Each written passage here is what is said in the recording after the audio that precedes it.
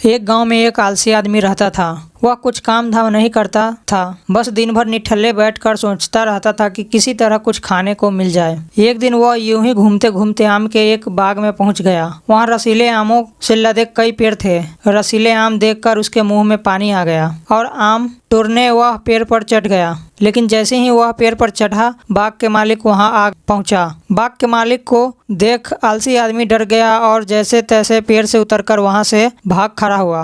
भागते भागते वह गांव में बाहर स्थित जंगल में जा पहुंचा। वह बुरी तरह से थक गया था, इसीलिए एक पेड़ के नीचे बैठकर सुस्ताने लगा। तभी उसकी नज़र एक लोमड़ी पर पड़ी। उस लोमड़ी की एक टांग टूटी हुई थी और वह लंगड़ाकर चल रही थी। लोमड़ी को देख आलसी आदमी सोचने लगा कि ऐसी हालत में भी इस जंगली जानवरों से भरे जंगल में ये लोमड़ी बच कैसे गई, इसका अब तक शिकार कैसे नहीं हुआ। जिज्ञासा में वह एक पेड़ पर चढ़ गया और वहां बैठकर देखने लगे कि अब इस लोमड़ी के साथ आगे क्या होगा। कुछ ही पल बीते थे कि पूरा जंगल शेर की भयंकर दहाड़ से गूंज उठा, जिसे सुनकर सारे जानवर डरकर भागने लगा। लेकिन लोमड़ी अपनी टूटी टांग के साथ भाग नहीं सकती थी, वह वहीं खड़ी रही। शेर लोमड़ी के पास आने लगा। आलसी आदमी ने सोचा कि अब शेर लोमड़ी को मारकर खा जाएगा, लेकिन आगे जो हुआ वह कुछ अजीब था। शेर लोमड़ी के पास पहुंचकर खड़ा हो गया। उसके मुंह में मांस का एक टुकड़ा था, जिसे उसने लोमड़ी को सामने गिरा दिया। लोमड़ी